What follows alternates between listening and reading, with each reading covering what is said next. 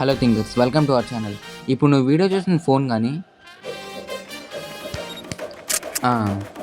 ఈ టేబుల్ కానీ, ఇక మన శరీరం, ఇవన్నీ ఒక చిన్న పార్టికల్తో మేడప్ అవుతాయి.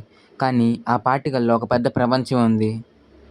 సో పదండి ఆ ప్రపంచంలో ఏముందో చూసేద్దాం. పాస్ట్లో అంటే పూర్వకాలంలో డెమోక్రటస్ అనే ఒక సైంటిస్ట్ మ్యాటర్ని డివైడ్ చేస్తూ పోతే ఒక ఇండివిజువల్ పార్టికల్ వస్తుందన్నాడు. కాకపోతే ఇక్కడే ఒక చిన్న ప్రాబ్లం ఉంది. అదేంటంటే ఆయన చెప్పింది జస్ట్ ఒక ఐడియా మాత్రమే, దానికి ఎటువంటి ప్రూఫ్ లేదు. ఇక్కడే జాన్ డాల్టన్ కూడా ఎంట్రీ ఇచ్చాడు. ఆయన ఫస్ట్ టైం యాటమ్ని సైంటిఫిక్ వేలో అందరికీ ఎక్స్ప్లెయిన్ చేశారు. కాకపోతే ఆయన ఏమన్నాడంటే యాటమ్ అనేది ఎలిమెంట్లో ఒక చిన్న పార్ట్ అన్నాడు. యాటమ్ అనేది ఇండివిజిబుల్ అన్నాడు. యాటమ్ అనేది అన్చేంజబుల్ అని కూడా అన్నాడు. కానీ మనకి ఎక్కడో డౌట్ రావాలి, ఆయన ఎందుకు మ్యాటర్ ఇండివిజిబుల్ అన్నాడు. ఆయన అలా ఎందుకు అన్నాడంటే ఆయన చేసిన ఎక్స్పెరిమెంట్స్లో యాటమ్ అనేది డివిజిబుల్ అని చెప్పి ప్రూఫ్స్ లేవు.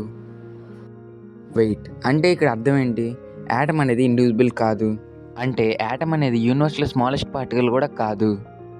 కాకపోతే మనకి చిన్నప్పటి నుంచి ఏమని చెప్తూ వచ్చారు, యాటమ్ అంటే ఈ ప్రపంచంలోనే స్మాలెస్ట్ పార్టికల్ అని చెప్తూ వచ్చారు. కానీ ఆ స్టేట్మెంట్ అయితే తప్పు. ఇప్పుడు మీకు ఇదంతా విన్న తర్వాత ఒక లాజికల్ డౌట్ వస్తుంది. అదేంటంటే యాటమ్ అనేది ఇండివిజిబుల్ కాకపోతే ఇక యాటమ్ అనే యూనిట్ ఎందుకు? ఇక్కడ యాటమ్ అంటే సింపుల్గా చెప్పాలంటే దాని definition smallest particle of an element. అంటే ఎలిమెంట్లో ఒక చిన్న భాగమే యాటమ్. యాటమ్లో సబాటమిక్ పార్టికల్స్ కూడా ఉంటాయి. అవే ప్రోటాన్స్, న్యూట్రాన్స్, ఎలక్ట్రాన్స్. ఇక్కడ మనకి ఈ మూడు ఉన్నాయి కదా, ఈ మూడింటిని కూడా స్మాలెస్ట్ పార్టికల్ అనొచ్చు కదా. కాకపోతే సైంటిస్ట్స్ ఏమన్నారంటే ఈ మూడిట్లో కూడా మైక్రోస్కోప్స్ పెట్టి చూశారు. కాకపోతే అందులో వాళ్ళకి ఎటువంటి స్ట్రక్చర్ అయితే కనబడలేదు. So we have to wait for a new discovery. ఒక్క సెకండ్, ఇప్పటిదాకా మనం చూసింది ఇంట్రడక్షన్ మాత్రమే.